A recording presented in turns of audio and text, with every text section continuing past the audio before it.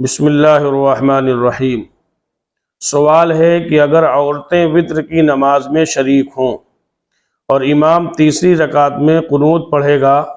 تو عورتیں خاموش رہیں گی یا وہ بھی دعائے قنوت پڑھیں گی؟ جیسے رمضان میں تراویح کی جماعت میں خواتین شامل ہوں، تو اب جب وہ خواتین تراویح کی نماز میں شامل ہیں تو وتر میں بھی شامل ہوں گی، تو اب جب وتر میں وہ شامل ہوں گی تو یہاں سائل یہ سوال کر رہا ہے کہ وہ دعائے قنوت پڑھیں گی کہ نہیں پڑھیں گی۔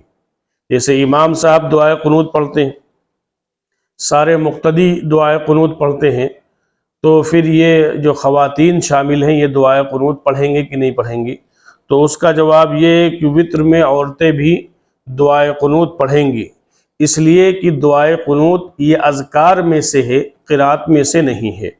اور نماز کا اصول یہ ہے